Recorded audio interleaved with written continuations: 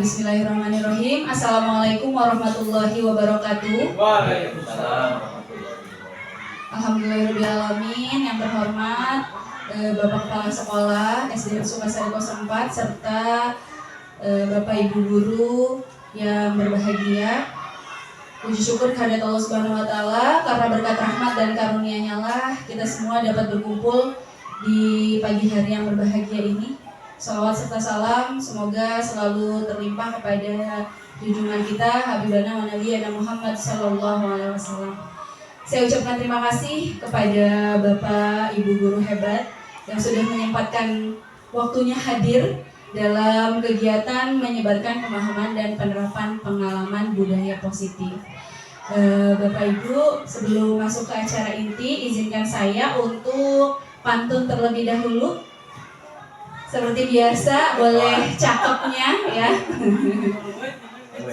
Jalan-jalan ke Cikini.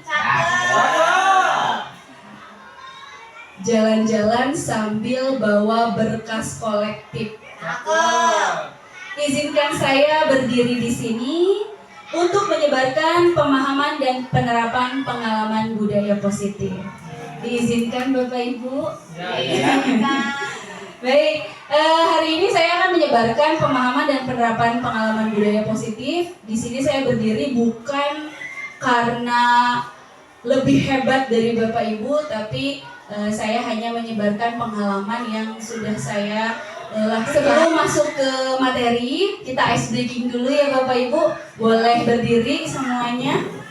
Iya. Oke. Ya.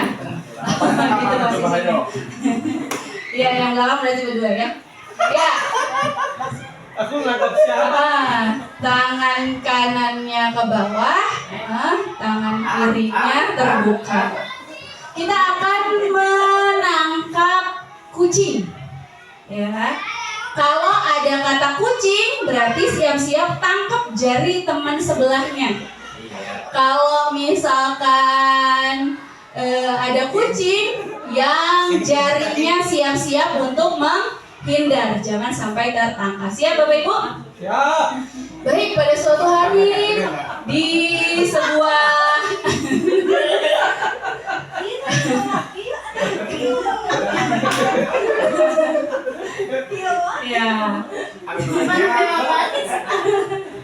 ya, di sebuah rumah terdapat beberapa peliharaan. Iya, ada kambing, ya, ada kambing, ada kerbau, ada kuda,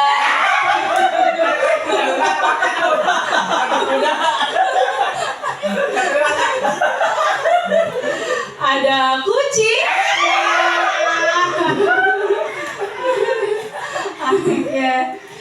Nah, kemudian peliharaan itu diberi makan.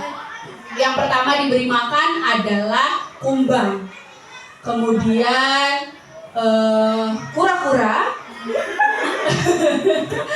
kemudian ada juga kupu-kupu.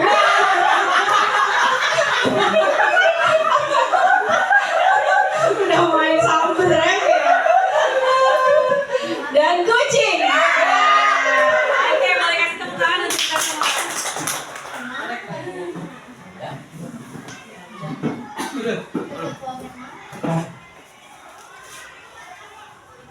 Ya, matiin ya.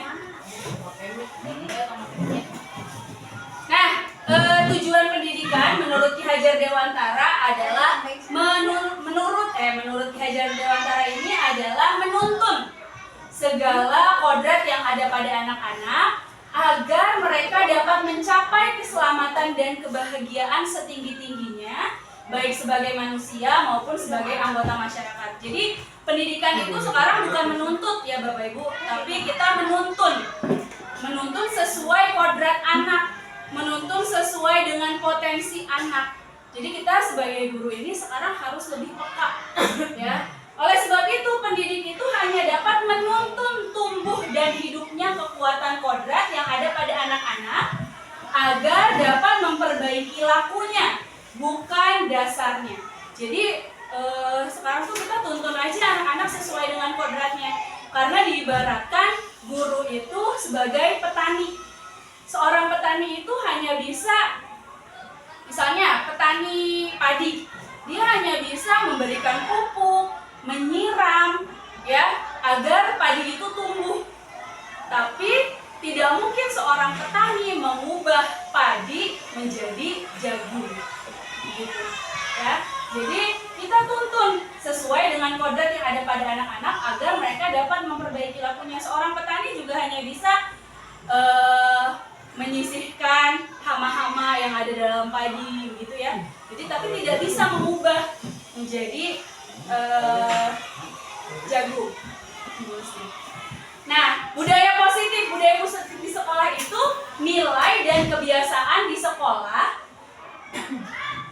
ya yang berpihak pada murid agar mereka dapat berkembang menjadi pribadi yang kritis, penuh hormat dan bertanggung jawab sesuai dengan profil pelajar Pancasila. Nah, di sini kita yang akan ditekankan ini adalah budaya positifnya.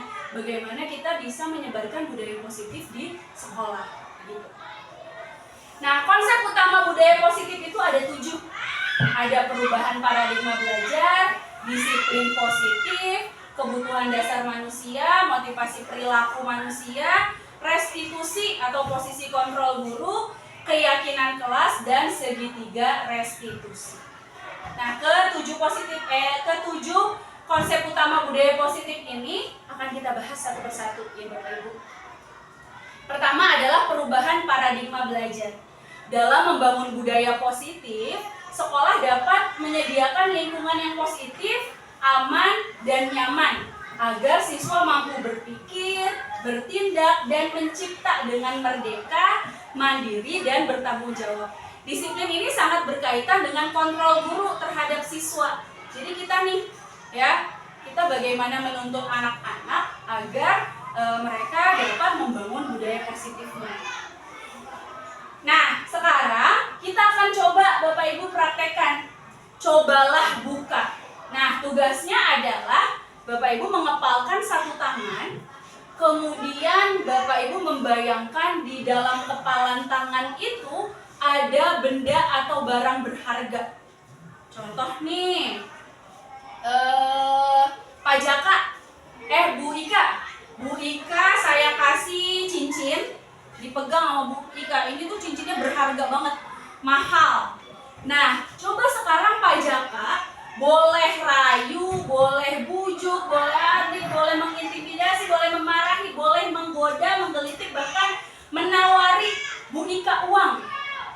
Nah, agar bersedia membuka kepalan tangan, apa yang akan terjadi? Coba Bapak rayu Bu Ika biar bisa buka tangannya. Karena itu kan benda berharga. Gimana caranya Bapak mengontrol Bu Ika biar tangan Bu Ika terbuka kepalanya sehingga barang berharga Bu Ika Bapak ambil. Langsung dibuka bisa nggak? Dicoba aja. Oh, siap ya.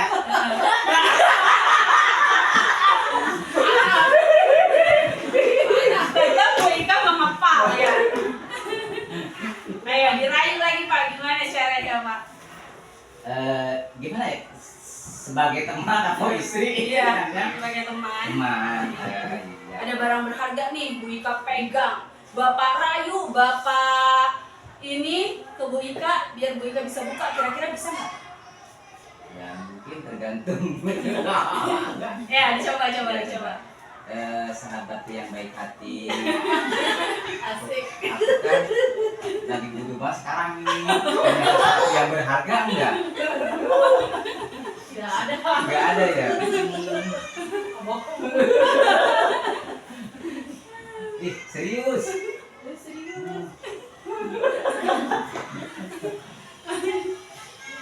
Terus. Berhasil nggak? Enggak. Enggak berhasil ya. Berarti ini tuh sebagai posisi kontrolnya Bapak. Jadi Bu Ika memegang teguh ya apa yang Bu Ika yakini itu berharga atau Bu Ika yakini itu merupakan nilai kebajikan. Bu Ika akan pegang teguh walaupun dirayu, walaupun diapakan ya, pasti Bu Ika tetap mengepalkan tangannya.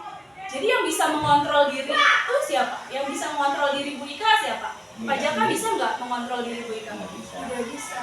Jadi yang bisa mengontrol diri adalah diri kita sendiri. Begitupun anak-anak, Bapak Ibu. Jadi kita jangan menganggap bahwa kita bisa mengontrol anak-anak, kita bisa mempengaruhi anak-anak gitu ya. Tapi ternyata itu tuh karena kontrol dari diri mereka sendiri, karena kemauannya sendiri. Nah, ilusi. Nah, ini adalah menurut Dr. William Glasser ada ilusi kontrol. Jadi ilusi guru mengontrol murid. Jadi itu tuh cuma ilusi aja, guru bisa mengontrol murid. Padahal apa yang sebenarnya terjadi?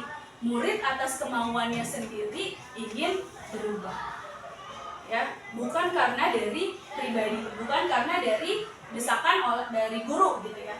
Ilusi bahwa semua penguatan positif, efektif dan bermanfaat ini itu juga sebuah ilusi. Ya, jadi bukan karena penguatan positif, efektif dan bermanfaat itu dapat merubah kontrol seseorang. Bahwa kritik dan membuat orang merasa bersalah itu juga dapat menguatkan karakter, itu juga merupakan ilusi menurut Dr. William Glasser. Ilusi bahwa orang dewasa memiliki hak untuk memaksa. Nah, itu juga sebuah ilusi. Ya, ini adalah ilusi kontrol dari Dr. William Glasser. Apa sih makna disiplin? Yang kita tahu disiplin itu apa biasanya? Ketaatan, patuh, betul. Ya, yang kita tahu disiplin itu seperti itu. Tapi ternyata disiplin adalah berasal dari bahasa Latin, yaitu disciplina yang artinya belajar. Nah, disiplin itu artinya belajar. Makna asal dari kata ini berkonotasi dengan disiplin diri dari murid-murid Socrates dan Plato. Nah, disiplin diri ini membuat orang menggali potensinya menuju sebuah tujuan, apa yang dia hargai. Jadi kedisiplinan ini timbul karena dari seseorang menghargai sesuatu, meyakini sesuatu. Kemudian, namun dalam budaya kita, makna kata disiplin itu telah berubah menjadi suatu yang dilakukan seseorang pada orang lain untuk mendapatkan kepatuhan. Kecenderungan umum adalah menghubungkan kata disiplin dengan ketidaknyamanan. Katanya disiplin itu harus ini, harus itu, tidak boleh ini, tidak boleh itu. Nah, itu menghubungkan dengan ketidaknyamanan, bukan dengan apa yang kita hargai atau pencapaian suatu tujuan mulia. Nah, di sini kita akan mencoba bagaimana kita menumbuhkan kepada anak-anak bahwa jangan menimbulkan ketidaknyamanan, tapi kita gali anak-anak apa yang mereka hargai, apa yang mereka inginkan, pencapaian apa jika mereka bisa melakukan disiplin ini, seperti itu. Ya. Disiplin adalah kemampuan memerintah diri sendiri dalam mengontrol dan menguasai diri untuk memilih tindakan yang mengacu pada nilai-nilai yang kita hargai. Nah, itu ya, ditandai merah ya.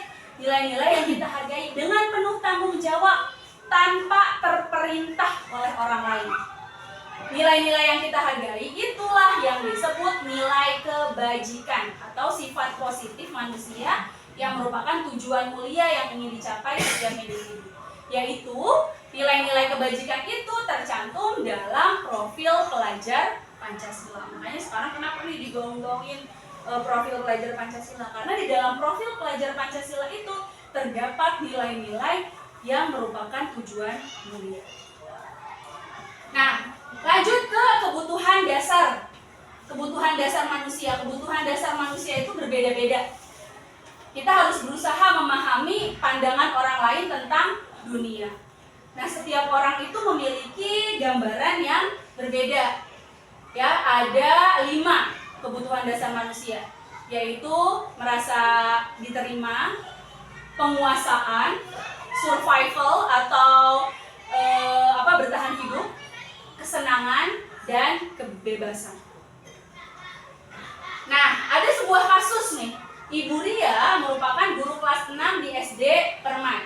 Sedang bingung menghadapi ulah salah satu murid di kelas bernama Agus. Beberapa anak telah datang dan mengeluhkan Agus yang sering meminta bekal makan siang mereka dengan paksa. Jika Anda menghadapi situasi seperti Bu Ria, apa yang akan Anda lakukan? Menurut Anda kira-kira apa alasan Agus melakukan hal itu? Kira-kira apa yang akan Bapak Ibu lakukan kalau punya anak murid bernama Agus ini? Menegurnya. Menegur, langsung menegur gitu ya. Nah, menurut Bapak Ibu? Kan sudah ada laporan dari teman-temannya. Gitu. Iya. Oke, berarti udah ada laporan, jadi langsung menegur Agus gitu ya. Nah, menurut Bapak Ibu kira-kira apa alasan Agus melakukan hal itu? Ditanyakan Ya, kira-kira apa? lapar, Kenapa Agus kelaparan si Ya. Agus? Ya. tidak dikasih kompos, Nggak dikasih bekal sama orang tuanya gitu ya. Ya, kita akan gali ya Bapak Ibu. Nah, dalam konteks penerapan disiplin positif ini, Ibu Ria sebaiknya mencari tahu alasan Agus melakukan tindakan tersebut. Jadi, kita panggil Agusnya, kita kasih tahu dulu, kita tanya dulu, ya, kita diskusikan dulu kebutuhan mana yang sedang berusaha nih dipenuhi si Agus. Apakah dia bertahan hidup karena si Agusnya lapar dan orang tuanya tidak membawakan bekal makan siang, itu juga bisa jadi. Kemudian, apakah si Agus ini butuh untuk diterima dan disayangi karena Agus kayak gitu biar temannya perhatian sama Agus? Ataukah karena dia punya kekuatan, dia merasa hebat karena temannya jadi takut dan menuruti keinginannya gitu? Ataukah karena kebebasan? Karena Agus merasa bosan dengan bekal yang dibawakan orang tuanya karena selalu bekal yang sama. Jadi dia ngerecokin teman-temannya. Nah, ataukah hanya kesenangan saja yang dibutuhkan oleh Agus? Atau Agus hanya iseng dan dia menikmati ekspresi wajah temannya yang kesal. Nah, kita harus tahu kebutuhan dasar anak-anak ini. Setelah kita tahu kebutuhan dasarnya, baru kita bisa mencarikan solusinya agar kejadian tersebut tidak terulang kembali. Hukuman dan sanksi atau konsekuensi. Nah, apa sih bedanya hukuman sama konsekuensi? Ini kita coba, ada sebuah kasus lagi. Iva kurang menguasai pelajaran matematika, sehingga pada saat pelajaran tersebut berlangsung, dia lebih banyak berdiam diri atau menggambar di buku pelajarannya. Pada saat guru matematikanya, Pak Seno, menanyakan pertanyaan, Iva menjadi gugup dan tak sengaja menjatuhkan tasnya dari kursi, serta tiba-tiba menjadi gagap pada saat berupaya menjawab. Seluruh kelas pun tertawa melihat perlakuannya Iva yang bicara tergagap dan terkejut tersebut. Pak Seno pada saat itu membiarkan teman-teman Iva menertawakan Iva yang sedang tergagap dan malu luar biasa, dan malahan minta Iva untuk maju ke depan dan berdiri di depan kelas sambil menunjuk hidungnya karena tidak bisa menjawab pertanyaan Pak Seno. Kelas makin gaduh dan anak-anak pun tertawa melihat Iva di depan kelas memegang ujung hidungnya. Nah, apakah Bapak Ibu setuju dengan tindakan Pak Seno terhadap Iva? Setuju gak kira-kira? Kurang setuju. Kurang setuju. Kenapa kayak gitu kurang setuju? Pertama, karena akan terganggu psikologis IPA tersebut. Wah, psikologis Iya. Ivanya.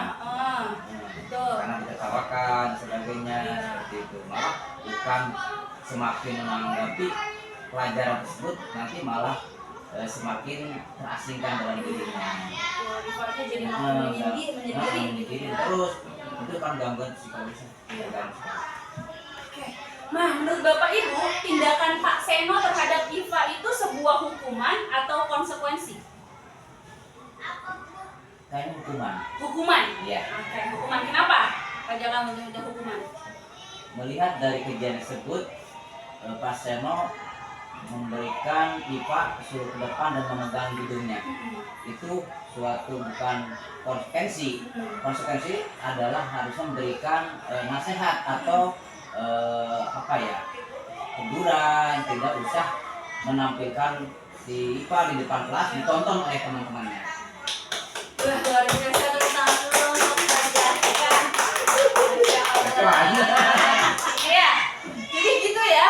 Nah, hukuman dan sanksi ini perbedaannya Bapak Ibu. Kalau hukuman itu sesuatu yang menyakitkan harus terjadi. Kalau konsekuensi Kalau konsekuensi itu sesuatu yang harus terjadi. Kalau restitusi merupakan pilihan. Hukuman itu tidak nyaman untuk murid atau anak untuk jangka waktu panjang. Ya tadi IFA itu pasti dia akan tidak nyaman dengan perilaku Pak Seno karena sudah mempermalukan IFA gitu. Nah, kalau konsekuensi ini juga sama, tidak nyaman untuk murid atau anak dalam jangka waktu panjang. Tapi ada yang lebih bagus lagi, yaitu restitusi. Kalau restitusi ini menguatkan untuk murid atau anak dalam jangka waktu panjang. Kalau hukuman itu tadi merasa tidak nyaman, menyakitkan gitu ya. Kalau hukuman biasanya korban mendapatkan keadilan. Ya. Jadi kalau misalkan konsekuensi, korban bisa diabaikan. Korban mendapatkan ganti kalau restitusi. Murid atau anak akan tersakiti kalau hukuman. Ya, kalau konsekuensi penguatannya hanya bertahan dalam jangka waktu pendek. Masalahnya terpecahkan kalau pakai restitusi. Nah, jadi yang paling bagus itu hukuman, konsekuensi atau restitusi? Restitusi. Ya. Jadi kita akan latihan Bapak Ibu. Hukuman atau konsekuensi.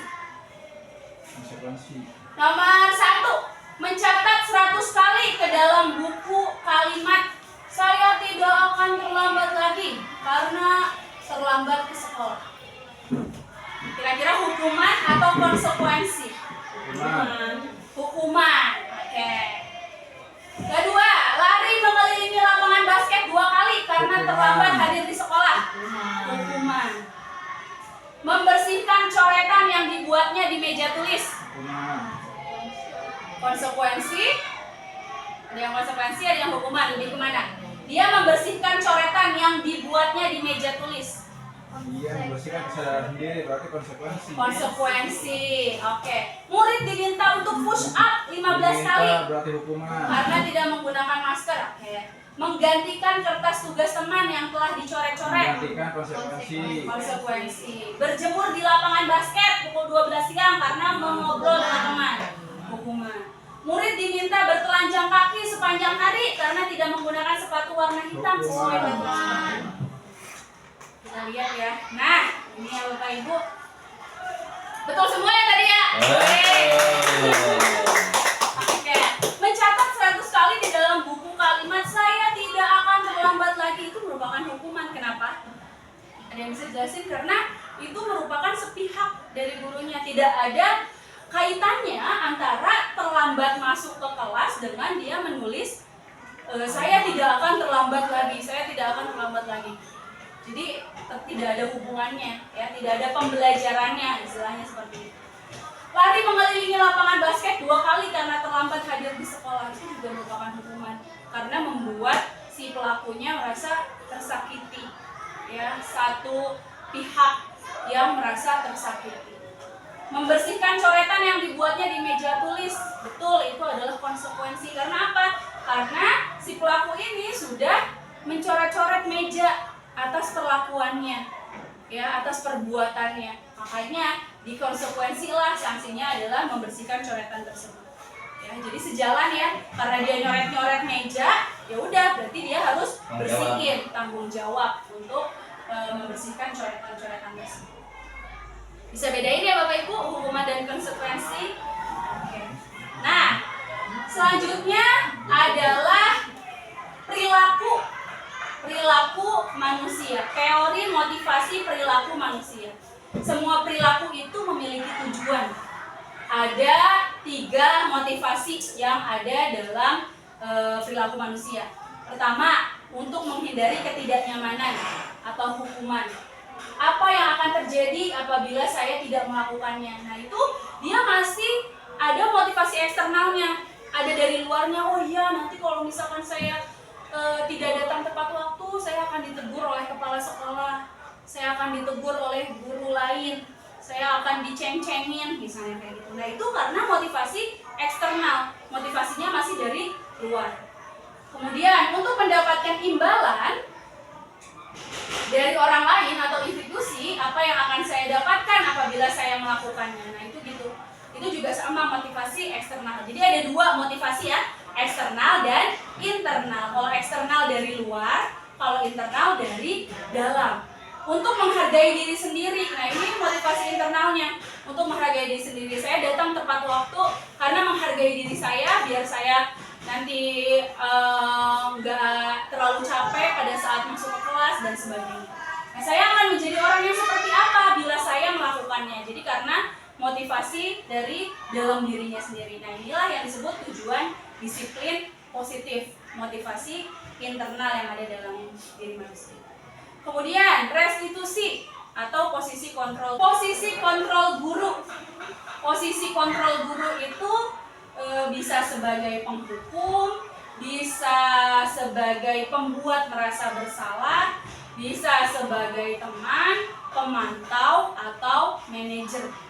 Jadi ada beberapa posisi kontrol dari seorang guru. Jadi seorang guru itu bisa menjadi penghukum, seorang guru bisa menjadi pembuat merasa bersalah, seorang guru bisa menjadi teman untuk anak didiknya, seorang guru bisa menjadi pemantau saja bagi murid-muridnya, atau seorang guru ini bisa menjadi manajer.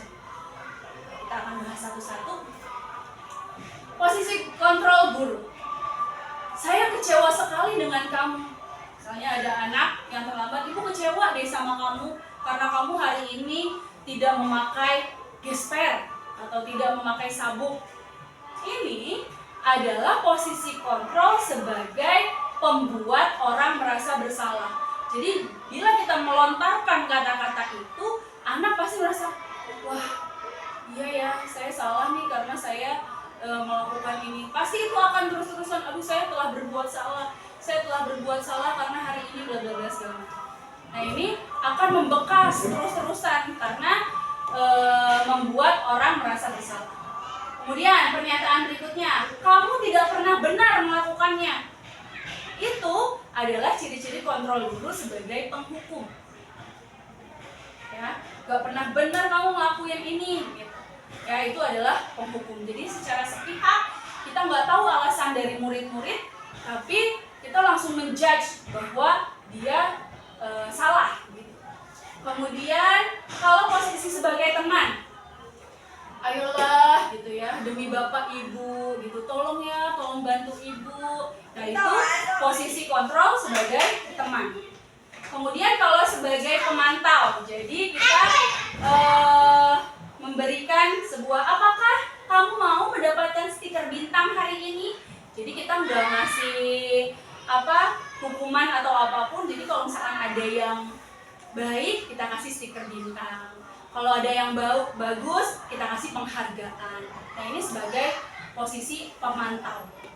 Kemudian kalau posisi manajer, bagaimana kamu bisa menyelesaikan masalah ini? Kita tanya, kita ajak diskusi murid-muridnya. Mengapa kamu melakukan ini? Atau mengapa hari ini kamu tidak memakai sabuk? Nah, kita harus tahu dulu alasan dari anak-anak. Nah, baru kita bisa gali. Nah, itu adalah posisi kontrol sebagai manajer. Kemudian kalau satu lagi, kamu selalu yang paling terakhir. Ini juga sama penghukum. Karena menjudge ya, secara sepihak. Nah, ini adalah contoh-contoh 5 posisi kontrolnya ya. Kalau misalkan motivasinya guru berbuat, menghukum, menghardik, menunjuk-nunjuk, menyakiti, menyindir.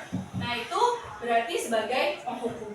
Kalau kita berceramah, mengatakan seharusnya kamu seperti ini, seharusnya kamu seperti itu, ibu kecewa dan segala macam, itu berarti posisinya sebagai pembuat merasa bersalah. Kalau sebagai teman, mengharapkan imbalan atau ketergantungan pada orang lain, punya alasan-alasan untuk muridnya dan sebagainya. Ayo ya, besok kamu besok datang tepat waktu biar ibu tidak dimarahi bapak kepala sekolah, biar ibu dapat nilai bagus dari kepala sekolah. Nah, itu berarti sebagai teman. Kalau pemantau, menghitung dan mengukur. Nah, kalau manajer, inilah yang paling posisi kontrol yang paling baik. Kita dengan mengajukan pertanyaan-pertanyaan, kemudian kita ajukan apa yang kita yakini, apa yang bisa kita kerjakan untuk memperbaiki masalah ini. Jadi kalau posisi manajer ini kita menyelesaikan masalah murid-murid dengan berdiskusi, dengan menanyakan keyakinan-keyakinan yang sudah dimiliki oleh anak-anak. Kemudian kita menguatkan anak-anak tersebut, ya. Kemudian kita murid meletakkan dirinya sebagai individu yang positif dalam dunia yang berkualitas. Kemudian kalau sebagai manajer juga bagaimana caranya saya bisa memperbaiki keadaan. Gimana nih yang tadinya salah jadi lebih baik gitu kan. Kemudian mengevaluasi bagaimana cara memperbaiki diri. Nah, inilah berbagai posisi kontrol. Nah, kira-kira Bapak Ibu, posisi kontrol mana nih yang ingin kita pakai ya sebagai seorang guru dari 5 ini? Pengennya yang mana? Pengennya yang manajer. Tapi Ya. di kelima ini kadang-kadang kita juga menguasai. Iya, betul. Karena memang ini adalah posisi kontrol yang ada pada diri kita. Iya. Kita bisa sebagai penghukum, kita bisa sebagai pembuat merasa bersalah, kita bisa sebagai teman, pemantau, ataupun manajer. Nah, tapi kita coba dari sekarang ya, coba kita tempatkan diri kita untuk mengontrol diri kita, ditempatkan sebagai di posisi manajer, gitu ya, demi terciptanya budaya positif di lingkungan sekolah. Kemudian yang selanjutnya adalah keyakinan kelas. Nah, keyakinan kelas ini adalah nilai-nilai kebajikan atau prinsip-prinsip universal yang disepakati bersama secara universal, lepas dari perbedaan agama, suku, negara, dan bahasa.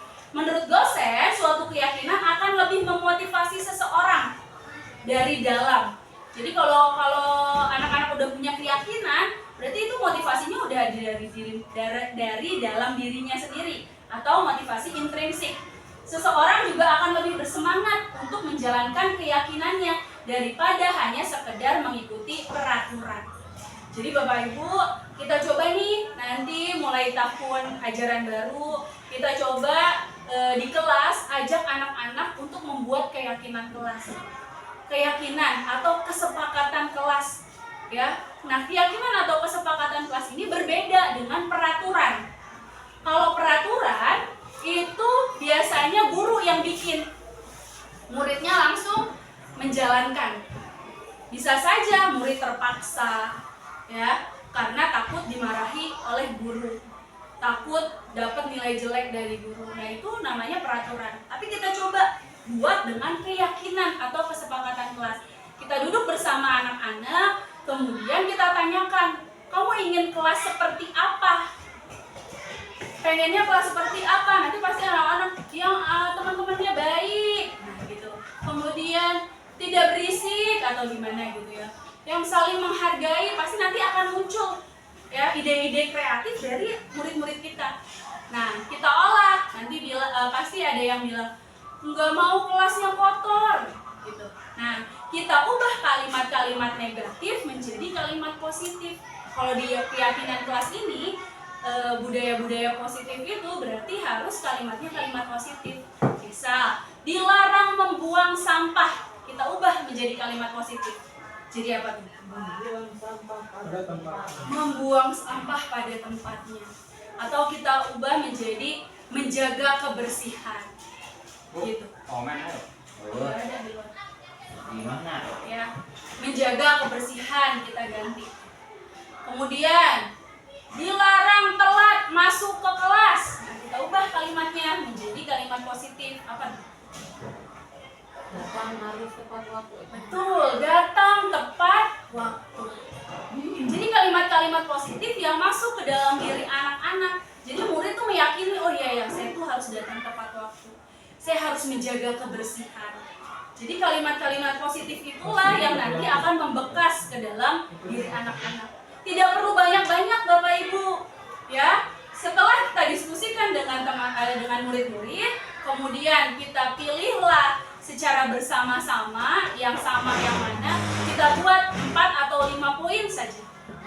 4 atau 5 poin saja kesepakatan kelas, kemudian kita tempelkan di dinding kelas yang besar.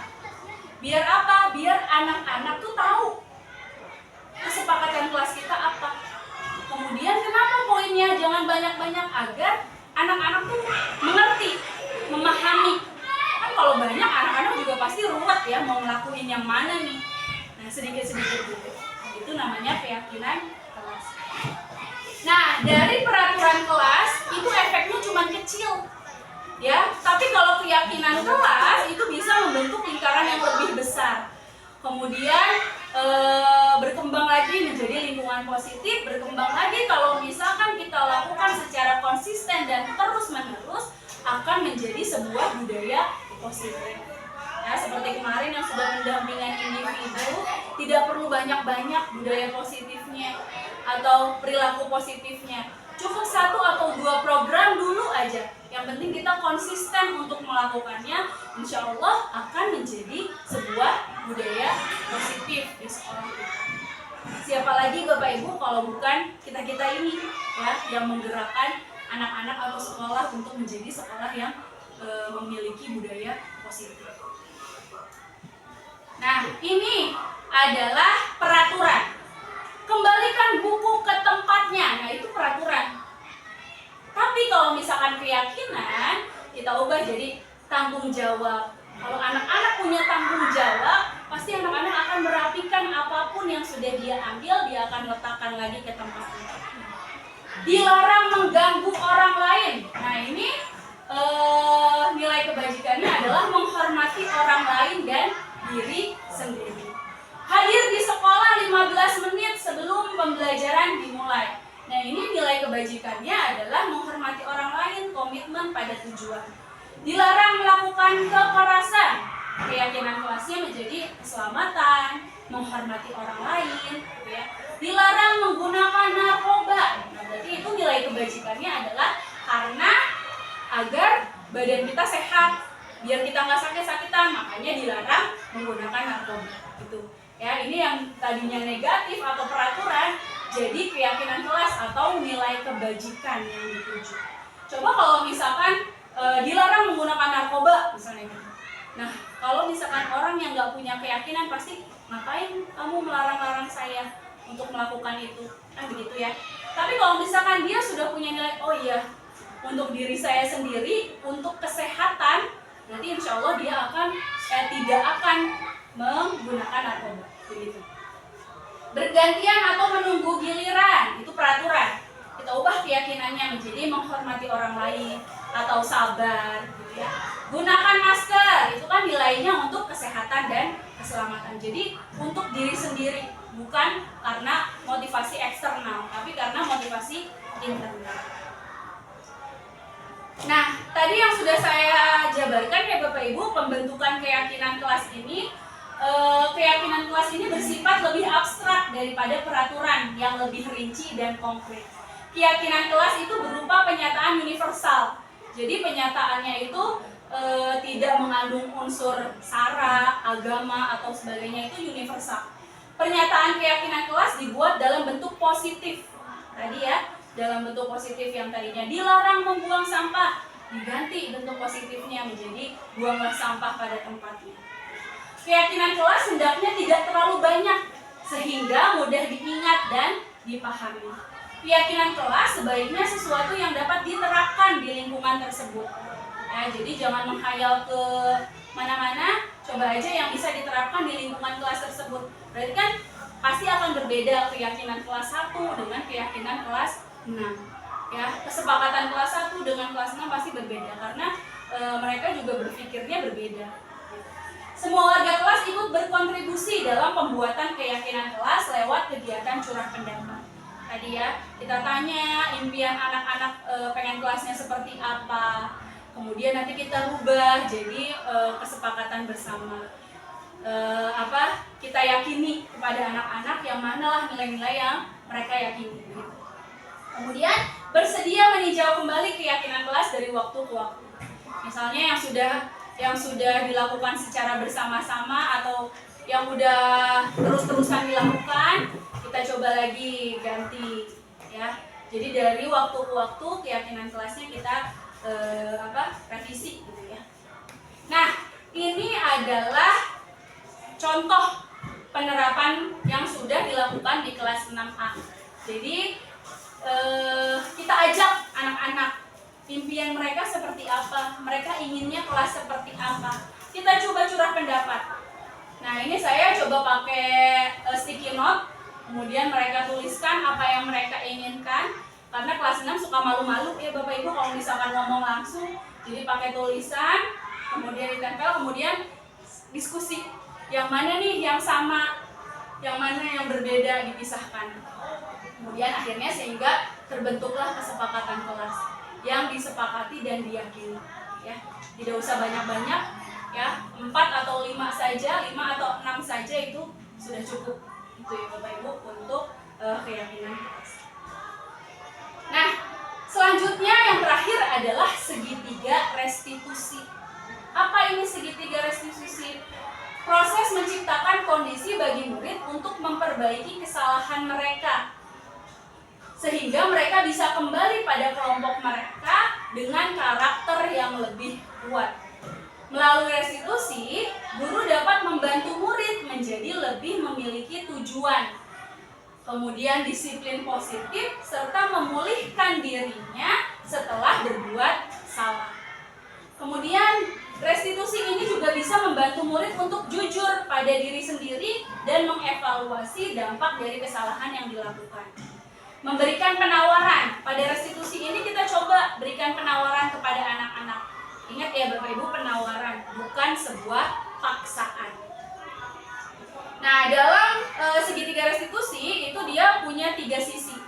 Dalam segitiga pasti punya 3 sisi, ya. Pertama adalah menstabilkan identitas. Kita stabilkan dulu identitas anak-anak yang melakukan kesalahan. Kita tanya dulu, kamu bukan orang yang satu-satunya melakukan kesalahan. Ibu juga pernah melakukan kesalahan seperti kamu gitu. Jadi kita berusaha untuk menjadi diri anak itu dulu.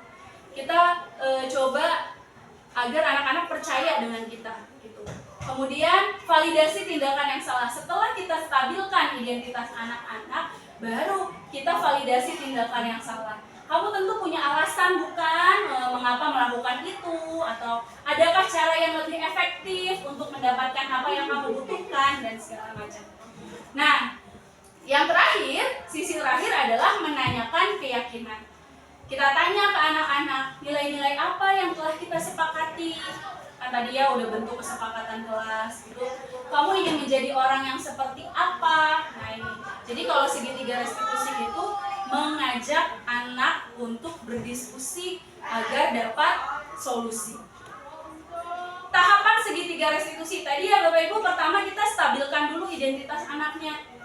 Berbuat salah itu tidak apa-apa, tidak ada manusia yang sempurna. Saya juga pernah melakukan kesalahan seperti itu. Kita pasti bisa menyelesaikan ini. Bapak atau Ibu tidak mencari siapa yang salah, tapi Bapak Ibu ingin mencari solusi dari permasalahan ini. Kamu berhak merasa begitu. Nah, ini merupakan langkah dalam menstabilkan identitas. Kemudian validasi tindakan yang salah. Kamu pasti punya alasan mengapa melakukan hal itu. Kamu patut bangga pada dirimu sendiri karena kamu telah melindungi sesuatu yang penting buatmu. Ini kita validasi tindakan yang salah itu. Nah, baru yang terakhir adalah menanyakan keyakinan. Apa yang kita percaya sebagai kelas atau sebagai keluarga? Apa nilai-nilai umum yang telah kita sepakati? Apakah ada bayangan tentang kelas yang ideal? Kamu mau jadi orang yang seperti apa? Nah, itu adalah menanyakan keyakinan. Ini adalah contohnya ya Bapak Ibu, penerapan segi contoh penerapan keyakinan penerapan segitiga restitusi. Ya, kita coba bagaimana contoh penerapannya apabila anak melakukan kesalahan. Ini saya punya kasus bahwa anak ini sering terlambat masuk ke kelas setelah jam istirahat. Jadi karena keasikan main dengan temannya, jadi dia lupa untuk jajan. Akhirnya sebelum bel sedikit lagi mau bel, dia baru jajan. Pas bel masuk, dia masih asik makan. Jadi akhirnya dia terlambat masuk ke kelas. Akhirnya dipanggil untuk melakukan restitusi. Hai Fadia, sudah tahu belum mengapa ibu memanggil Fadia? Karena saya terlambat masuk kelas ya Bu. Betul.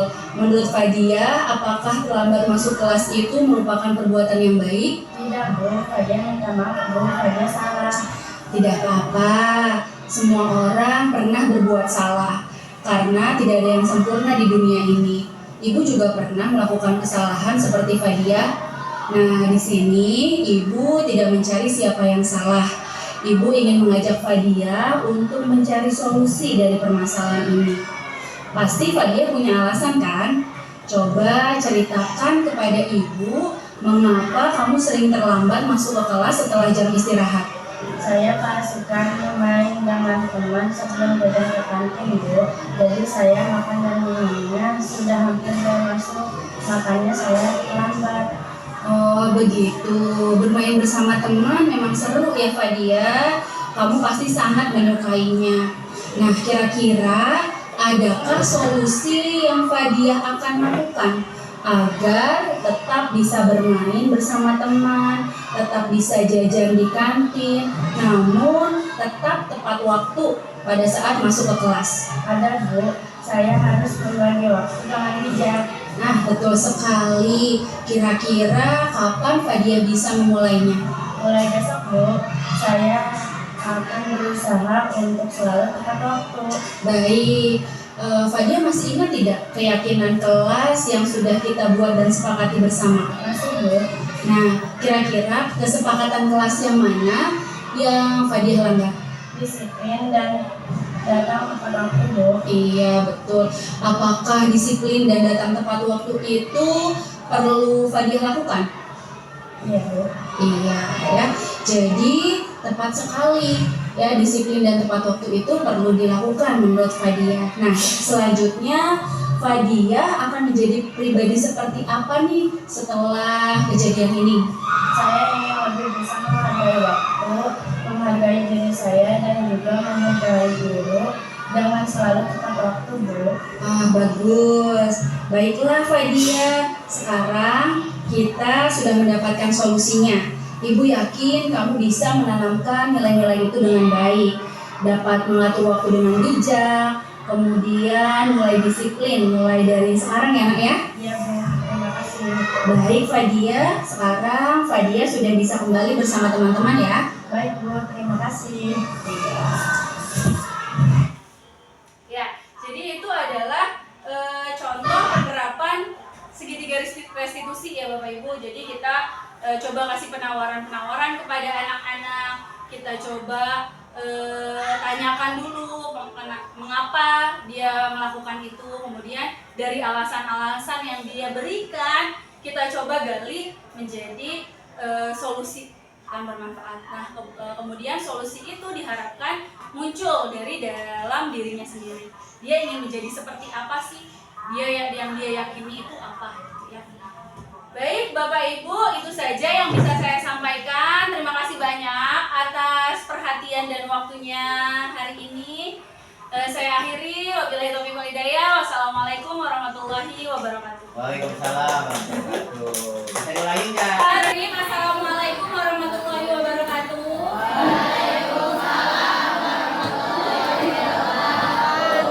Baik, kelas 6A, apa kabarnya hari ini? Baik. Alhamdulillah.